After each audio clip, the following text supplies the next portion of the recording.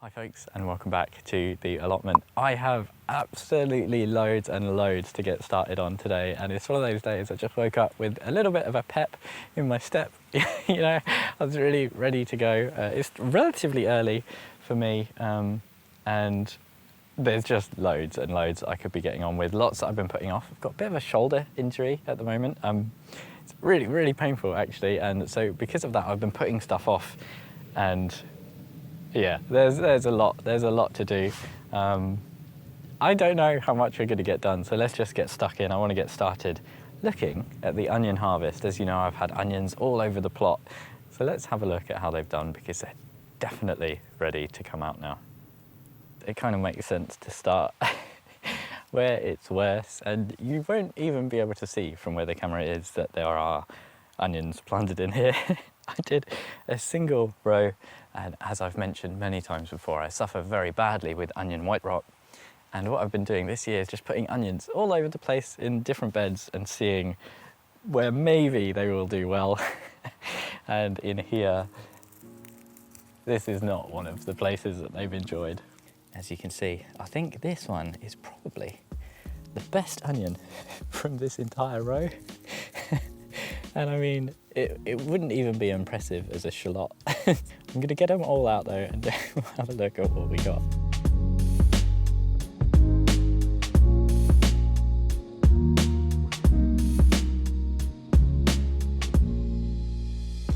And that is the lot. Oh, what a haul. These things are like little pickling onions or something like that. And what's really weird is, I thought these were all so small because of onion white rot, but they all actually look pretty healthy, so I'm not sure what exactly has gone on with these and why they've not done anything. And I mean, most of them are basically the same size as the sets that they started off as, so I mean, can I plant these again next year maybe? Maybe there'll be onions next year. No idea. And now just down here, I snuck in a few more little lines, and like I say, these have completely died back now. They are looking very much ready to come out, but similar to the last, just absolutely tiny little things. I'll get them all out.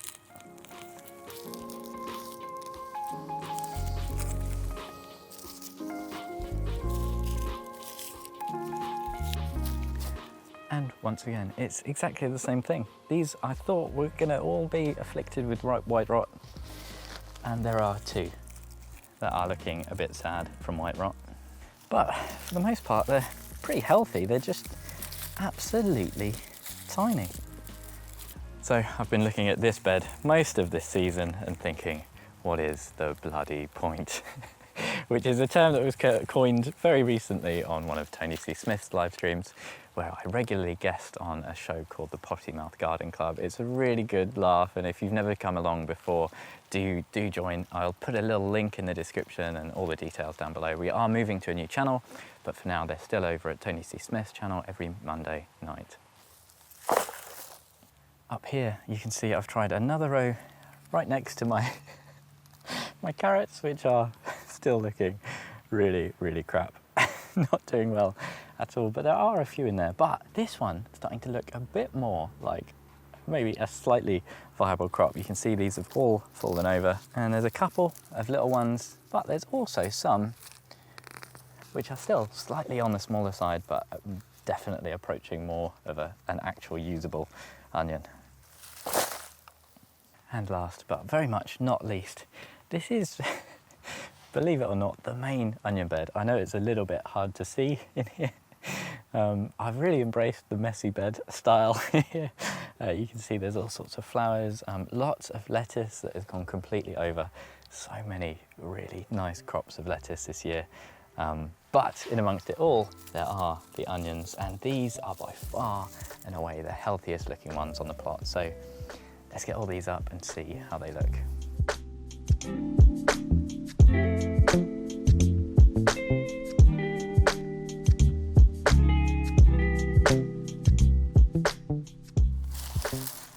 Now this is more like it. This is a proper onion harvest, and the general size, you know, they're kind of small, but they're not that bad, you know. And there's a few in here that are proper proper whoppers that I'm really pleased with. The weird thing is, like the rest of the beds, very, very little white rot. So it's something else, I think, that's affected the kind of general performance of the onions. The other thing as well, the ones that are afflicted with white rot are absolutely loaded with insects. You can see this thing, pretty gross, but it is crawling with little tiny centipede-y, millipede type looking things. I don't know if that's, you know, because the white rot has kind of allowed them a nice habitat, or it's made it edible for them or something like that, or if they've actually caused the rotting issue in the first place. I have no idea. If you've got any clues, please do let me know in the comments. I know the YouTube community as a whole is still trying to kind of figure out the best thing to do when you've got white rot, but the standard advice to avoid growing in the same place, I don't think that plays out. This has always been the best performing bed for me in terms of onions, and it's also where white rot is, you know. Some of the ones in here are definitely suffering from it. So I'm going to carry on probably using this one as my onion bed, because you can see the harvest from this compared to where I've put the other rows is pretty impressive. And in fact, there's one row that is also really rubbish, and it's so rubbish that I forgot existed. And that row is down in here. This is the potato bed where I've just had a really good harvest. That was the last video, so do go have a look at that if you haven't seen it yet. But there is another row in here that's looking middling, but these died back really, really early. So I've not been expecting much, but these actually don't look too bad. Not brilliant, not awful. A lot of kind of middle-sized ones there. A couple of tiny little dinky ones, and just one that had white rot. So I guess that's not bad, is it? These are definitely usable, but nothing amazing. Did you think I was going to leave this bed looking like this? This is next on my list of things to do. What I'm going to do is get out all of this lettuce. It looks magnificent, but it bolted and went very, very bitter a long time ago. I just kind of left it because it's kind of nice to have. I have planted a few more lettuce out, but like this one, it's just bolted pretty quick because it's been so dry and so hot, which isn't really surprising. I do still have some seedlings that I've kind of kept in the shade.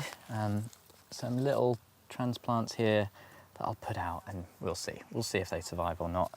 I do also have a lovely little tray of kind of cut and come again that I've got here. And I think what I'm going to do is just take this home. It's kind of a bit more difficult to transport. Nice to just have that on the windowsill at home and be able to take from it as and when. But let's get this bed looking a little bit nicer, and then maybe later on I'll be sowing some more things in here, because one of the things that is nice about this really dry spell and everything being a bit earlier, you know, the potatoes much earlier, the onions probably a little bit earlier than normal, is that I can really make use of this kind of second spring and actually get some second sowings, which I'm not very good at doing. Okay, brief interlude. It is much, much warmer than I was expecting today.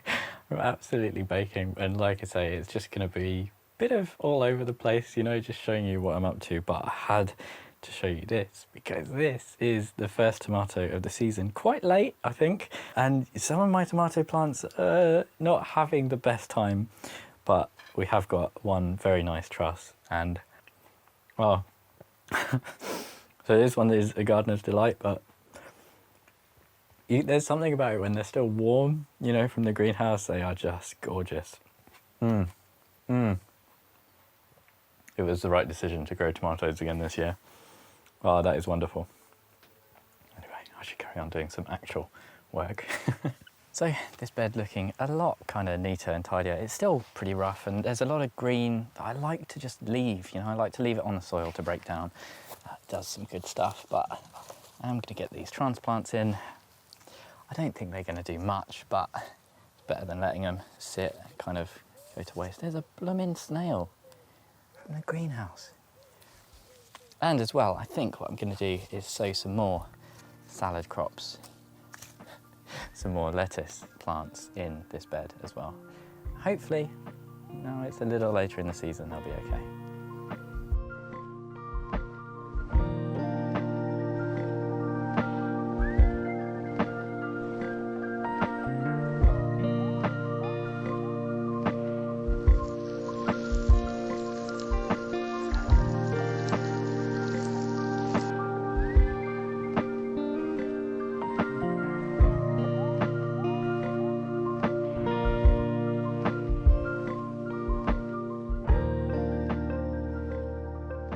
So I've just given the bed a good water and I started marking out some little lines just to do a kind of second spring sowing of some salad crops and stuff like that. I've just remembered that I've actually put in some squashes over here. These are bonbon squash plants. There's two kind of, it's multi-sown, but I'm hoping that they'll be okay. And the plan is to trail these along the bed, along the floor. I probably could go vertical with them, but I haven't set that up. So it would be a bit silly to plant this up with things because these have just started getting going now. They took a while, but they're just starting to, you know, put on new growth and they're gonna swamp this bed very soon. So I will put in another little line just in here of maybe some carrots. Let's do some carrots, give carrots another go. What I've got here are some pelleted Autumn King carrot seeds, and I'm gonna try the trusty green side up method. I need some practice. Just a slight oversowing. But Steve from Green Side Up, he always does this really cool sowing technique. Oh, whoops! Where he puts the seeds in his hand and he just teases them out by doing this. And he makes it look so easy. I clearly need a bit more practice. But let's see if I actually get some carrots coming up here or not. So next bed, next job, we're back on the potato bed and it's time to get the leeks in. I've also got some cucumbers here that have just been kind of backups chilling in the greenhouse that, well, you don't chill in a greenhouse, do you? It's very warm in there. But I'll put those out somewhere. But the leeks, these are giant winter leeks and they're looking pretty all right. It's kind of surprised me. These have mostly been in the greenhouse. These were sown a long time ago in these tiny little Charles Dowding trays. And I've been giving them a little bit of a feed, just a general purpose kind of seaweed feed. And I'm surprised that they've done so well and lasted so long in such little tiny modules. They've dried out a few times and just bounced back. And I sowed this as a kind of backup pot, just in case, you know, just in case these all died, which is kind of what I expected to happen. So I've got probably more leeks than I need in here, but yeah, I'm gonna get the bed sorted out first because it's still all got these kind of trenches dug in where I lifted the potatoes, and then we'll start popping these in. One of the easiest things to plant, and they just go so well. They're so hardy. I think they're looking really strong actually. They're not normally half as big when I put them in, and I'm just going to give these now a really good water because this bed really needs it. Probably put them a little bit too close together. Whoops. And then I've just given them a nice bit of compost kind of in the hole and around them, just because I know that the compost is going to hold a bit more water than this kind of baked soil. And it really is very hot today. I'm just about running out of energy. But there is one more thing that I need to show you.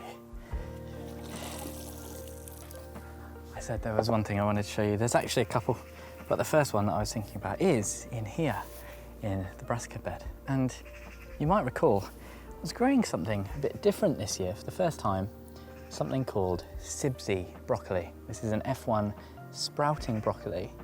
And you can see that actually, instead of doing a sprouting, it's formed a head. And I think this is probably bolting. This is meant to kind of look a bit like a smaller purple sprouting broccoli around September time. And I think what's happened is because of the heat stress, this is bolted. So we've got a couple of little heads, but I'm going to take those. I've taken one back here as well, and we're going to see just what it starts to do on these kind of side shoots where there are a few little ones just starting to come out. But I just thought that was quite interesting. I'm not really gutted or anything that this has gone to looking like it's starting to bolt. I was going to say gone to seed, but it's not that far. It's not fully in flower or anything like that. I'll put a little note on screen about whether or not this tastes nice, because we'll have this tonight probably with dinner. Now, earlier you saw I had my first tomato from one of these plants, and that is wonderful, but I have had a pretty bad year with the tomatoes. They're starting to look a bit funky, but I've not really showed them in any of the videos because I've just been so caught up with everything at the moment. But I have spoken about my tomato problems a lot on the live show. Once again, link in the description and all the information down below about those live shows. Do come along, they're really fun. But I thought I'd just show you quickly some of the problems I've been having with my tomatoes, and I think they're mostly fixed by now, but let's just have a quick look. So in here I've got 4 tomato plants going in the quad grows. And this is a sort of semi-crack key system where you've got a water reservoir at the bottom, soil in the pot, and then capillary matting that goes down into the pot, the reservoir, and brings water and nutrients up to the plant. It's meant to be perfect for tomatoes because they really like moist soil, and it keeps the soil a really good level for them and makes sure you don't get anything like blossom end rot. Now, I've seen a lot of people this year. This plant is my problem plant, and I've seen a lot of people having similar issues with blossom end rot this year. And I think what it is an issue of kind of stress. And down here, you can see I've got all this fruit that I've saved specifically for this video, because I wanted to give you a bit of an update and just show you how all of this fruit, this nice beefsteak Montserrat, all of this had a really horrible blossom end rot, and this one also had caterpillars, a tomato caterpillar, which I didn't know we even had in this country. More blossom end rot, and I found lots of caterpillars on these, and I'll put some information in the description again about that, and just make sure you're on top of your tomatoes. Have a look for those, because apparently it's an uncommon pest, but I wonder if it might be a good year for them or something like that. So yeah, this plant, I think what the issue has been is actually when I set up the quad grow, I didn't use the capillary matting correctly. I used a kind of substitute, a kind of cheap Wilco matting, and I just don't think it was kind of set up quite right, because I used my homemade dibber, looked down in the soil, and it was really, really dry. So I think when they first went in, they just weren't getting enough water. Eventually their roots have gone down into the reservoir, so I think they kind of balanced out. This one does look looks a bit dry today though, you know, this leaf curl. It's the first time I've seen it doing that. But hopefully it'll perk up, and we've got some really nice fruit on the Gardener's Delight now. Look at these trusses that are coming out finally. Looking really, really good. So hopefully we've kind of fixed the problem. I've started feeding quite heavily, and hopefully we'll get some good crops. It is properly roasting. Now, I was not anticipating this today, did not bring enough water, but you can see behind me the chili peppers are loving it. Another thing that I've not really done many updates on this season is the chili peppers, and I was so shocked. The other day I looked back at how my peppers were doing this time last year, because I think these were looking quite nice, and I looked back at how it was this time last year, and they were up to here, you know, the ones on the floor. I had a real jungle in here already, so a much slower year for the peppers, but maybe this will be the next update, because although they're small, they are looking pretty healthy, and I'm quite happy with them. But like I say, it's scorching. That's about all I've got time for today. I need to go home and cool off, but I'll be taking with me a lovely harvest, my first little tomato crop, boatload of onions, a little bit of broccoli, hopefully that is nice, and a few salad crops as well. But what a lovely day. Thank you ever so much for joining me, and hopefully I'll see you again next time.